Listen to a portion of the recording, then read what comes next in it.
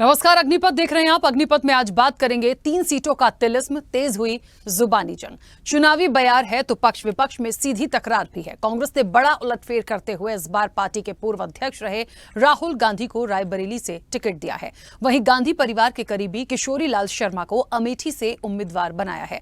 सोनिया गांधी ने 2004 से 2024 तक रायबरेली निर्वाचन क्षेत्र का प्रतिनिधित्व किया। हालांकि अब वो राज्यसभा के लिए निर्वाचित हो गई हैं। रायबरेली सोनिया गांधी का पारंपरिक निर्वाचन क्षेत्र रहा है। वहीं केएल शर्मा के सामने अमेठी में स्मृति ईरानी होंगी, जिन्होंने 2019 में राहुल गांधी को इस सीट पर शिकस्त दी थी। उधर भारतीय जनता पार्टी ने दिनेश प्रताप सिंह को रायबरेली से अपना उम्मीदवार घोषित किया। 2019 के लोकसभा चुनाव में सोनिया गांधी से वो हार गए थे। वहीं यूपी की कैसरगंज सीट की यदि बात करें तो यहां पर भी सस्पेंस अब खत्म हो गया है। बीजेपी ने कैसरगंज सीट से मौजूदा सांसद बृजभूषण शरण सिंह का टिकट काटकर उन्हीं के बेटे करण भूषण सिंह को उम्मीदवार बनाया है। अब यहां बृजभूषण का टिकट जरूर कटा, पर दबदबा जरूर कायम रहा है। पहलवान साक्षी मलिक ने कहा, देश की बेटियां हार गईं। दरअसल महिला खिलाड़ियों का मुद्दा अब भी कोई नहीं भूला है। शायद यही वजह रही कि बीजेपी को इस सीट के लिए इतना वक्त लगा। अब इन चर्चित सीटों पर नाम सामने आने के बाद क्या कहते हैं यहां के समीकरण, इसी पर चर्चा को भी आगे बढ़ाएंगे। लेकिन उससे पहले कुछ प्रतिक्रिया है, वो सुनाते हैं। हम अमेठी में एक बार फिर सच्चाई की राजनीति और सेवा की राजनीति वापस लाना चाहते हैं। मैं आज 3 तारीख है, 6 तारीख को मैं वापस रायबरेली आऊंगी और तब से चुनाव के अंत तक आपके साथ और राहुल जी के लिए ये चुनाव लड़ेंगे। ये लोग चुनाव को धनबल पे लड़ते हैं, हम जनता के बल पर लड़ेंगे। हम ये चुनाव आपके लिए लड़ेंगे ताकि आपका विकास हो। देखिए, अमेठी से केएल शर्मा को लड़ाना ठीक इसलिए था कि 1991 में जब वहां राजीव जी आए तो कैप्टन सतीश शर्मा उनके साथ आए और तब से केएल शर्मा उनके साथ। तो वो अमेठी में एक एक घर, एक एक परिवार, एक एक कार्यकर्ता को जानते हैं। अब बात रही रायबरेली की, तो परंपरागत रूप से रायबरेली से सीनियर मेंबर जो होता है परिवार का, फिरोज गांधी साहब के बाद इंदिरा जी ने यही चुना। इंदिरा जी के बाद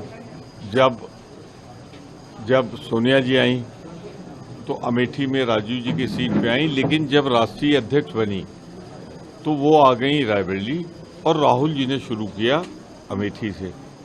अब इस समय हमारे सर्वोच्च नेता अगर कांग्रेस में कोई है तो राहुल गांधी है, तो अपने अमेठी से यहाँ आ गए।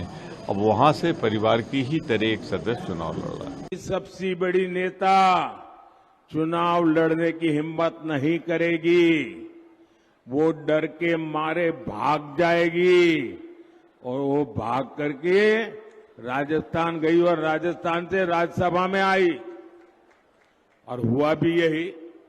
मैंने पहले ही बता दिया था कि शाहजादे वायनाड में हारने वाले हैं और हार के डर से जैसे ही वायनाड में मतदान समाप्त होगा वो दूसरी सीट खोजने लग जाएंगे। और अब दूसरी सीट पर भी उनके सारे चेले चपाटे कह रहे थे अमेठी आएंगे, लेकिन अमेठी से भी इतने डर गए, वहां से भागकर अब रायबरेली में खोज रहे हैं रास्ता। मेहमानों का स्वागत है। हम लोग अतिथियों के स्वागत में कोई कसर छोड़ेंगे नहीं। इतना ही कह दूं कि अमेठी से गांधी परिवार का ना लड़ना इस बात का संकेत है कि कांग्रेस पार्टी चुनाव में एक वोट पड़ने से पहले ही अमेठी से अपना हार स्वीकार कर चुकी है। क्योंकि अगर उन्हें लगता कि यहाँ जीत की कोई भी गुंजाइश है तो वो यहाँ से लड़ते, अपने प्रॉक्सी को ना लड़ते। चलिए देखिए, 3 सीटों का तिकड़म है और जनता किसके संग है ये तो नतीजे बता देंगे, लेकिन निश्चित तौर पर ये 3 सीटें कहीं न कहीं बेहद महत्वपूर्ण मानी जा रही थी, जिसमें एक लंबा वक्त भी लगा नामों का ऐलान करने के लिए। आखिर कौन से प्रत्याशी को कहां से उतारा जाए। अमेठी और रायबरेली से शुरू से ही देखिए नाम प्रियंका और राहुल का था, लेकिन आखिरकार अब फैसला सामने आ चुका है और रायबरेली से राहुल गांधी तो अमेठी से केएल शर्मा उम्मीदवार हैं। अब स्मृति ईरानी सामने है, केएल शर्मा को कितनी वो टक्कर दे पाएंगी या वो इनको टक्कर देंगे ये समझना होगा, क्योंकि कहा जा रहा है कि बहुत पहले से जुड़े हैं और अमेठी के हर एक घर को केएल शर्मा जानते हैं और निश्चित तौर पर समीकरणों के हिसाब से देखा जाए तो कांग्रेस ने एक अच्छी वहां पर अपनी सीट को कहते हैं ना कि दबदबा बनाए रखने के लिए ये एक कैंडिडेट को सामने रखा है। आप कैसरगंज पे चले जाइए तो यहां पे भी बात वही हुई। यही कहा जा रहा था कि यदि बृजभूषण नहीं होते हैं तो उनके परिवार के किसी को टिकट मिलेगा। मैंने पिछली चर्चा में यही बात रखी थी और आखिरकार वैसा ही हुआ है। खैर, कितना समीकरण बदलेंगे, कितना प्रभाव पड़ेगा, इस पर चर्चा को आगे बढ़ाएंगे। मेहमान जुड़े हैं, सबसे पहले आपका परिचय करा दें। भारतीय जनता पार्टी का पक्ष रखने के लिए शम्सी आजाद हमारे साथ जुड़े हैं। शम्सी जी, बहुत स्वागत चर्चा में जुड़ने के लिए। और वरिष्ठ पत्रकार प्रभात त्रिपाठी हमारे साथ जुड़े हैं। प्रभात जी, आपका भी बहुत स्वागत है। मैं सबसे पहले प्रभात जी चर्चा की शुरुआत आज आपसे करना चाहती हूं और इसलिए भी कि 3 सीटों के जो नाम अब फाइनल सामने आए, इनमें 2 बातें हैं। देखिए, भारतीय जनता पार्टी कह रही है कि पहले सोनिया गांधी भागी थी, फिर वो राज्यसभा मनोनीत हो गई, वहां पहुंच गई, ठीक है, तमाम चीजें हो गई। अब क्योंकि ये कांग्रेस की परंपरागत सीट मानी जाती रही है शुरू से ही रायबरेली, तो ठीक है, कोई ना कोई कैंडिडेट यहां आ सकता था, नाम बहुत तेजी से चल रहा था, लेकिन उनको ऐसा लगता है कि राहुल गांधी अमेठी में इसलिए नहीं गए क्योंकि ये डर था कि यहां से कुछ उनको मिलेगा नहीं। ये बीजेपी की वो जो बातें, जो बयान है उस पे से आ रहा है कि सब डर के इधर उधर भाग जाते हैं। ठीक है, लग रहा होगा भारतीय जनता पार्टी को, लेकिन केएल शर्मा को जिस तरीके से उतारा गया है सामने, ये कितनी बड़ी एक चुनौती जैसे है स्मृति ईरानी के सामने। अब बचती है रायबरेली, तो रायबरेली क्योंकि परंपरागत एक लंबे समय तक सोनिया जी जब तक लड़ी है वो उनकी गढ़ उनका माना जाता रहा है, तो क्या यहां इन 2 सीटों से फायदा मिलेगा, इस पर अपनी बात रखिए, उसके बाद हम कैसरगंज पे आते हैं। ये राखी जी, निश्चित तौर पे देखिए कौन क्या कह रहा है, कौन कहां भाग गया, मैं उस पर नहीं जाना चाहता हूं। मैं ये जानना चाहता हूं कि आखिर जो कांग्रेस की एक विरासत थी है, जिसे कहते हैं पैतृक सीट रायबरेली, अमेठी और रायबरेली का जो सस्पेंस पूरा लगातार आज सुबह समाप्त हुआ और 8 घंटे पहले, उसका मुख्य कारण मैं ये मानता हूं कि ये सीट को इतना बड़ा मोमेंटम टाइप का बनाकर कांग्रेस ने प्रस्तुत किया, जिससे कि ये सीट एक पूरे भारत के अंदर मीडिया के द्वारा सुर्खियों में रहे। क्योंकि रायबरेली में से अगर नाम पहले डिक्लेयर हो जाता तो वही है कि पहले से चीजें चलती रहती कि लड़खोर हो गया, अमेठी से भाग गया और चुनाव जो है। लेकिन एक बात मैं जरूर कहूंगा कि कोई भी पैतृक जो सीट होती है, वो पैतृक विरासत जो होती है, वो विरासत माँ की बेटे को ही मिलती है। आज ये कांग्रेस ने साबित कर दिया कि बेटी की जगह बेटे की है, बेटी नहीं है आपकी जगह कहीं। क्योंकि प्रियंका गांधी जो लगातार वाड्रा है, जो लगातार 5 साल तक सोनिया गांधी की एक तरीके से मतलब उनका पूरे कामकाज को देखती थी, प्रियंका को हकदार थी वो उस सीट की। लेकिन वही कहावत है ना, कांग्रेस ने वो कर दिखाया कि एक विरासत अपने बेटे को दी। जैसे भाई उनके गठबंधन में मुलायम सिंह ने भी अखिलेश यादव को सत्ता में विरासत सौंप दी, चाचा को ठेका दिखा दिया। तो राजनीति में जो विरासत की बात चल रही है रायबरेली सीट की, मैं इसको इस तरीके से देख रहा हूं कि प्रियंका के हाथ आज भी खाली रहे और कांग्रेस ये बताए कि प्रियंका में क्या कमी है। आखिर प्रियंका गांधी को कब उनके हाथ भारी होंगे, कब उनको कहीं ना कहीं इंटरनल उनके घर में ही चल रहा है वाड्रा बनाम गांधी। नहीं, प्रियंका पिछले 10 साल से मैं देख रहा हूं, लड़की हूं, लड़ सकती हूं। उत्तर प्रदेश के अंदर 2012 के चुनाव का, 17 का चुनाव हुआ, 22 का चुनाव हुआ, कांग्रेस अपना संगठन नहीं खड़ा कर पाई। प्रियंका को बार बार लॉन्च तो करती है, लेकिन वो पूरी तरीके से वाड्रा परिवार की है, इसलिए उनको पूरी तरीके से कमान नहीं दी जाती है, जिससे कि राहुल गांधी कहीं ना कहीं ये ना हो कि अपरपक्ष राजनेता है वो राहुल को लॉन्च करने में लगे। आज फिर एक लॉन्चिंग हुई है, अमित शाह ने जो बात कही मैं उसी को आगे बढ़ा रहा हूँ। लॉन्चिंग हुई है, निश्चित तौर पे लॉन्चिंग पैड बराबर लॉन्चिंग होती है, लेकिन वो सफल नहीं हो पाती है। तो मैं कहूंगा कि आज राहुल गांधी की एक नई पारी का आगाज सोनिया गांधी ने रायबरेली से कर दिया है। अब ये जनता कितना समर्थन देगी, कितना क्या करेगी, आने वाला वक्त बताएगा। लेकिन मैं ये मान के चलता हूं कि प्रियंका गांधी और अमेठी से अगर आप लड़ते तो कांग्रेस को आज जो भाजपा को या विपक्ष को जो कहने का मौका मिला है। अब रही बात किशोरी लाल की, तो मैं किशोरी लाल को बता दूं, किशोरी लाल का जो निर्णय है कांग्रेस का, वो एक अच्छा निर्णय है, क्योंकि वो एक 30-35 साल से वहां बाकायदा वो घर घर जाते रहे, कार चला के सोनिया को भी ले गए, राहुल गांधी को भी ले गए, प्रियंका को भी ले गए, कार ड्राइव करके वो हमेशा दिखाई देते थे। अब वो कांग्रेस उनके ऊपर क्या देख रही है, क्या उनके ऊपर विजन है कांग्रेस का, ये वो कांग्रेस जाने। लेकिन मैं ये समझता हूं कि ये दोनों सीटें जो हॉट सीट बना दी गई है, ये कांग्रेस की एक रणनीति थी कि अंतिम क्षणों तक हम राहुल को लॉन्च करें और प्रियंका को बैक कर लें। और मुझे ऐसा लगता है कि जो एक बड़ी सीट है वायनाड की, राहुल वहां सीट छोड़ेंगे, प्रियंका को वहां लॉन्चिंग की जाएगी। देखिए, प्रियंका की लॉन्चिंग ना होना बार बार, ये कांग्रेस बताए कि आखिर प्रियंका में कमी क्या है, क्योंकि वो वायनाड परिवार है, गांधी परिवार नहीं है। शादी के बाद उनके जीजा जी भी दिखाई दिए, दीदी भी दिखाई दी वहां रायबरेली की जनता को, लेकिन लॉन्चिंग नहीं हो पाई। राहुल की नई लॉन्चिंग हुई है, ये बिल्कुल सही बात है। अब वो लॉन्चिंग कितनी सफल होगी कांग्रेस की क्या रणनीति है, ये कांग्रेस बताएगी। लेकिन मैं ये मानता हूं कि आज ये फिर साबित हो गया कि हर माँ की और हर पिता की पैतृक संपत्ति में लड़के का अधिकार है, बेटी का अधिकार नहीं है। ठीक है, चलिए प्रभात जी, मैं बीच में रोकूंगी अब आपको। ठीक है, हमारे साथ कांग्रेस का पक्ष रखने के लिए एचएन उपाध्याय जी जुड़ गए हैं। एचएन उपाध्याय जी, बहुत स्वागत सबसे पहले तो चर्चा में जुड़ने के लिए। और सवाल अगला आप ही से लूंगी मैं, इसलिए भी क्योंकि केएल शर्मा को क्यों लाया गया और प्रियंका गांधी को क्यों नहीं लाया गया, मैं इस पर इसलिए नहीं जा रही हूं क्योंकि यह पार्टी का, संगठन का अंदरूनी मामला हो सकता है। लेकिन यह जरूर मानती हूं कि अमेठी जो है, जहां पर पिछली बार राहुल गांधी को शिकस्त मिली, मुझे लगता है 2019 में जब शिकस्त मिली, और मुझे लगता है कि स्मृति ईरानी के सामने केएल शर्मा, क्या आप चुनौती मानते हैं? क्योंकि स्मृति ईरानी जीत दर्ज कर चुकी थी, राहुल गांधी को हार का सामना करना पड़ा था। यह बात सच है कि केएल शर्मा का जो एक पूरा व्यक्तित्व निकल कर आ रहा है, बहुत ज्यादा कनेक्ट है वो हर एक जनता से अमेठी की। लेकिन स्मृति ईरानी को भी, क्योंकि भारतीय जनता पार्टी का एक कहते हैं ना कि एक छाप है, तो आप उसको डिनाई नहीं कर सकते या कम नहीं मान सकते। हाँ, ठीक है मैडम, ऐसा है कि केएल शर्मा जी कांग्रेस पार्टी के ही और गांधी परिवार के सदस्य हैं। वो 40 साल से वहां पर हैं। जैसा कि हमारे भाई ने कहा, वो कौन है, नाम हम देर से जुड़े तो नहीं बता पा रहे हैं, लेकिन उन्होंने सही कहा, 40 साल से वो अमेठी रायबरेली दोनों सीट पर वो जुड़े हुए हैं, जनता से एकदम जुड़े हुए हैं, घर घर जुड़े हुए हैं, बाई नेम लोगों को जानते हैं और वो आज व्यक्ति उनको जानता है। तो एक सामान्य कार्यकर्ता, देखिए चुनाव तो राहुल जी को लड़ना था, तो सीट 2 जगह लड़ेंगे तो एक ही जगह लड़ेंगे। और सोनिया जी ने जब राज्यसभा सदस्य जब वो चुनी गई तो उन्होंने एक पत्र के माध्यम से स्पष्ट कर ही दिया था, वो रायबरेली की जनता को समझना था, वो समझ गई थी कि हमारे परिवार का आप दिल्ली में अधूरा रहता है, जब हम रायबरेली में आते हैं तभी हमारा परिवार पूरा होता है, और हमारे परिवार का आप लोग पहले जैसे ध्यान रखते थे आगे भी रखते रहेंगे।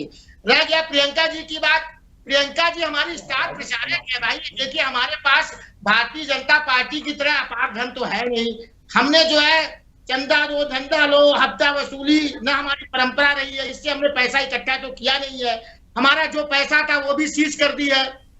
तो हमारी जनता से कनेक्शन के लिए हमारे एक नेता होना चाहिए कि नहीं होना चाहिए? जो कह रहे प्रियंका जी लॉन्च, प्रियंका जी पूरे देश के दिलों में बैठी हुई है, और आज प्रियंका जी के भाषणों से घबरा रहे हैं इनके भारतीय जनता पार्टी के सभी नेता। जिस तरह से उन्होंने मंगलसूत्र पर जवाब दिया, जिस तरह से शहादत पर जवाब दिया, तब से ये लोग एकदम घबराए हुए हैं कि प्रियंका जी क्यों नहीं एक जगह जाकर बैठ जाए। अरे भाई, ये राहुल जी प्रियंका जी हमारे स्टार नेता है, दो में से कोई एक ही चुनाव लड़ेगा।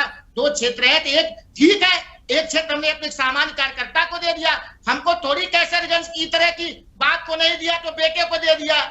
ये बात अलग है कि हजारों महिलाएं दुखी है, अपने अपमान को हजारों बेटी जो है, हजारों करोड़ों महिलाएं वहां पहलवान बेटियां दुखी है, वो कह रही है हमारे साथ बहुत ही छल कपट हुआ, हम लोग आज छला महसूस कर रही हैं। और राष्ट्रीय लोकदल इनके एक सहयोगी है, उनके प्रवक्ता ने इस्तीफा दे दिया।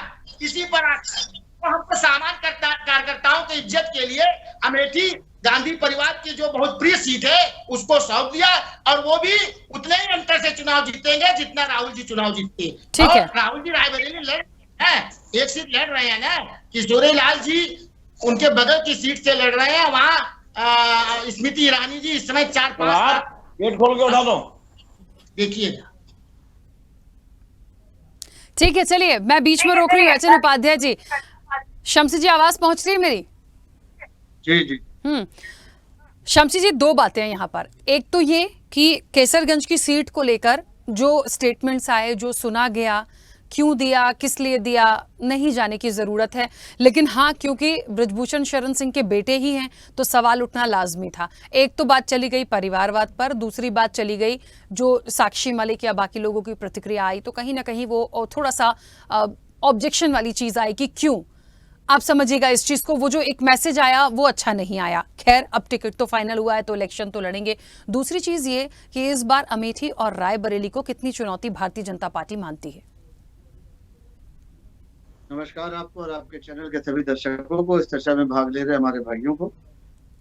कांग्रेस पार्टी ने देखिए पूरी तरीके से वाकओवर दे दिया, क्योंकि अमेठी जो कि राहुल गांधी को लगता था और कांग्रेस पार्टी को लगता था कि विरासत में मिली है, लेकिन हुआ ये कि ये किस तरीके से स्मृति ईरानी के सामने इनको हार का सामना करना पड़ा, ये भी आपको पता है। और रायबरेली में भी यही स्थिति बनी हुई, जिसकी वजह से सोनिया गांधी जी ने बिल्कुल पूरी तरीके से अपना चुनाव न लड़ने का वहां से मन बनाया और समझदारी दिखाते हुए राजस्थान से आज राज्यसभा में वो सांसद बनकर पार्टी के लिए काम कर रही है। अब बात रह जाती है यहाँ पर स्मृति ईरानी की अगर बात करें या उनकी किशोरी लाल शर्मा जी की बात करें। देखिए, किशोरी लाल शर्मा जी का चेहरा जाना पहचाना भले हो सकता है वहां पर उनके प्रतिनिधि के तौर पर, कांग्रेस पार्टी के कार्यकर्ता के तौर पर, लेकिन जनता के बीच में देखा जाता है कि जिस सीट पर राहुल गांधी पहले ही हार चुके हों, उस पर आप समझ सकते हैं किशोरी लाल जैसे प्रत्याशी एक डमी कैंडिडेट के रूप में कांग्रेस पार्टी ने उतारे सिर्फ और सिर्फ औपचारिकता के लिए। ये पूरी तरीके से साफ हो चुका है कि अमेठी में जो है कोई भी लड़ाई नहीं। अमेठी में स्मृति ईरानी जिस तरीके से वहां पर छाई, जिस तरीके से जनता उनको चाह रही है, अपार जनसैलाब उनके साथ जिस तरीके से चल रहा है, और ये चले भी क्यों ना, क्योंकि स्मृति ईरानी ने खुद ये कह दिया है कि अमेठी जो है वो अब मेरा घर है और मैं बाहर के लोगों को मेहमान समझती हूँ, बाहर के लोगों का स्वागत करूंगी। आपके चैनल के माध्यम से भी अभी आपने यही सुना। तो अब जो बाहर के लोग हैं उनको अमेठी की जनता एक बार हरा चुकी है। जो समझते थे कि हमारा घर है, हमारा परिवार है, हमारा किला है, उसको पूरी तरीके से राहुल गांधी जैसे दिग्गज नेता जब स्मृति ईरानी के सामने टिक नहीं सकी, तो आप समझ सकती है कि अमेठी में किशोरी लाल शर्मा की अगर जमानत भी बच जाए तो बहुत बड़ी बात होगी। तो उनको लड़ाई में लाना, लड़ाई में उनके ऊपर मुद्दे को डिबेट में करना, और उनका हमारे ख्याल से ये सिर्फ टाइम की बर्बादी है। रायबरेली की बात अगर करते हैं तो रायबरेली जो है वो बहुत दिलचस्प मोड़ पर है और रायबरेली पर भारतीय जनता पार्टी का बहुत मजबूत नेता इस वक्त दिनेश प्रताप सिंह, जो वहाँ के लोकप्रिय विधायक है, जो वहाँ से चुने भी गए, जो पिछली बार हार गए थे लेकिन सोनिया गांधी से जी हार गए थे। इस बार की बात अभी कर रहे हैं ना, अभी जो समीकरण बन रहा है, अभी तो वो उत्तर प्रदेश में मंत्री है ना, तभी मंत्री कैसे होता है, क्या वो कहता है कि जब प्रदेश में मंत्री रहते हुए उन्होंने काम किया है, तो अगर ये तो तय है कि अगर ये जीतेंगे रायबरेली से तो इनको भी केंद्र में स्थान जरूर दिया जाएगा। ये भारतीय जनता पार्टी की स्ट्रेटेजी है। जिस तरीके से स्मृति ईरानी को एक बड़ा मंत्रालय दिया गया था, उसी तरीके से अगर दिनेश प्रताप सिंह भी जीते हैं तो जनता को ये पूरी तरीके से पता है कि वो जो है मोदी जी के बहुत करीबी है, और अगर वो जीतेंगे तो रायबरेली का विकास जरूर करेंगे, क्योंकि जीतने के बाद इनको केंद्रीय मंत्रिमंडल में शामिल ही होना है, ये तय है पहले से। तो जनता के मन में जब ये बात पूरी तरीके से घर कर जाती है कि यहाँ पर दिनेश प्रताप सिंह अगर जीतते हैं, क्योंकि कांग्रेस पार्टी ने जीतना है ना उसको सरकार बनाना है, जनता को ये तो पूरी तरीके से मालूम है, 100% ये हर एक आदमी को मालूम है जो देश का नागरिक है। सरकार जो है वो सिर्फ और सिर्फ भारतीय जनता पार्टी बना रही है, मोदी जी तीसरी बार बना रहे हैं। अब ये बात अलग है कि यहाँ की सीट जीतते कि वहां की सीट जीतते, तो जनता ये चाहती है कि सरकार अगर बन रही भारतीय जनता पार्टी की, तो क्यों न भारतीय जनता पार्टी के प्रत्याशी को जिताया जाए, जिससे होगा कि हमारे यहाँ का कम से कम एक मंत्री केंद्रीय मंत्रिमंडल में शामिल होगा। तो जिस तरीके से स्मृति ईरानी ने अमेठी का विस्तार किया, विकास किया है, उसी तरीके से जनता ये चाहती है कि जो बहुत वर्षों से जहाँ पर पिछड़ा हुआ था, अब कम से कम उसको आगे बढ़ने का मौका मिला। देश में विकास के पथ पर वो आगे बढ़ना चाहते। जी, केसरगंज की सीट पे भी बोलिए। अभी ये बात तो खत्म हो जाए मैडम हमारी। तो जनता ये चाहती है कि इस बार भी जो है रायबरेली और अमेठी जो है पूरी तरीके से कांग्रेस का सफाई हो जाए। पे चला जाएगा, वो क्लियर हो गया था, इसीलिए मैंने इंटरप्ट किया। वो पूरा समय चला जाएगा और जो मुख्य बात है जो जिसमें आप फंसे हैं वो फिर बात नहीं आ पाएगी ना, इसलिए मैंने बीच में टोक दिया, क्योंकि अब मैं समझ गई हूँ कि दिनेश प्रताप जी चुनौती हैं कि नहीं है, कौन कहाँ से चुनौती हो गया। अब आप आइए केसरगंज पे। अच्छा, केसरगंज की बात भी अगर करें तो देखिए वो बहुत विवाद जरूर रहा है, लेकिन वहां पर बृजभूषण शरण सिंह का जो दबदबा है, जो उनका मतदाताओं के बीच में रहना है, जो वहां की जनता है वो उनको सराखों पर बैठाले हुए आज भी पूरी तरह से आपने देखा होगा कि जैसे ही कल उनके लड़के का नाम जैसे ही भारतीय जनता पार्टी ने घोषित किया, वैसे ही आपने देखा कि घर पर हजारों के हजार भीड़ जमा करके लोग पहुंचने लगे। तो इससे साफ हो गया कि पूरी तरीके से कि विपक्ष कहीं पर भी कैसरगंज की सीट पर दिखाई नहीं दे रहा है। विवाद भले हो पिता के ऊपर, लेकिन लड़का जब आता है तो लड़के को एक बार जनता वहां की मौका देना चाहती है। और ये ब्रजभूषण शरण सिंह ने भी कहा है कि हमारी राजनीति का नई आगाज हो रहा है, हमारी राजनीति को हमारी विरासत मिली है, अब ये हमारा वारिस है, तो इसको जो है मौका दिया जाए। और इससे जो है जो उम्मीदें, क्योंकि कुश्ती संघ का अध्यक्ष भी रहा है, वहां से भी लगातार उसका जुड़ाव रहा है, तो जनता ने उसको देखा है, स्पोर्टमैन भी है, हर तरीके से जनता उसको जानती है। जनता के बीच में वो आम नागरिक की तरह रहा, सांसद का पुत्र भले रहा हो, लेकिन किस तरीके से वहां की जनता ने उसको सराखों पर बैठा लिया, वहां लोकप्रिय बिल्कुल कहा जाता है कि वहां की जनता उसको जो है अपना पुत्र मानती है। तो हमें नहीं लगता कि कैसरगंज की सीट पर भी वहां पर कोई बहुत बड़ा प्रत्याशी जो है तो उनके यहाँ जीत में जो है बाधा पहुंचाने के लिए कांग्रेस पार्टी या समाजवादी पार्टी ने रखा हो, तो वहां पर भी जीत पूरी तरीके से निश्चित है। और उत्तर प्रदेश में कहीं पर भी कांग्रेस पार्टी का तो खैर कहीं पर जनाधार ही नहीं है, तो आपको भी मालूम है। अगर शमसी जी, लेकिन मुझे एक बात ऐसी लगती है कि कोई और कैंडिडेट भी होता तो थोड़ी सी साख बच जाती। आप समझिए जिस तरह के आरोप ब्रजभूषण पर लगे, जो मामला सामने आया, जो एक बड़ा विरोध हमने देखा, आप उनको देते नहीं देते या उनके सुपुत्र को दे दिया, वो सब एक बात अलग हो गई, लेकिन वो जो एक ठप्पा लगा हुआ है उसको आप डिनाई नहीं कर सकते हैं। अच्छा नहीं लग रहा, जो मैसेजेस आ रहे हैं वो अच्छे नहीं। भारतीय जनता पार्टी कहीं ना कहीं यहाँ सवालों के घेरे में आएगी ही। मैं आपका सम्मान करता हूँ, आप मीडिया में जरूर है, लेकिन आपको राजनीति का थोड़ा सा ज्ञान नहीं है। राजनीति एक ऐसी चीज है कि भारतीय जनता पार्टी अपने फायदे के लिए मुझे लगता है कि यदि ऐसे किसी व्यक्ति को जिसने देश की बेटियों के साथ गलत किया और उनके बेटे को हम टिकट देके सांसदी लड़ा रहे हैं, तो मुझे लगता है मेरे ज्ञान पर सवाल उठाइए। मैं तो ऐसे किसी ज्ञान को लाभ भी नहीं लेना चाहती और भविष्य में चाहूंगी भी नहीं कि ऐसे किसी राजनीतिक दल के लिए मुझे कुछ बोलना पड़ जाए और अच्छा बोलना पड़ जाए। सर ये यदि कुछ अच्छा करने की बात करेंगे तो अच्छा ज्ञान दुरुस्त करें। कानून और पता नहीं क्या आप भी विपक्षियों की बात करने लगी। अगर कानून ने क्यों आप पर सवाल उठा के बात कर दी तो मैं विपक्ष की तरफ से हो गई और उनको घेर लेते हैं तो बीजेपी की तरफ से हो गए। मैं किसी की तरफ से नहीं। देखिए शमसी आजाद जी, मैंने एक बात बोली, उसको अदरवाइज मत लीजिए।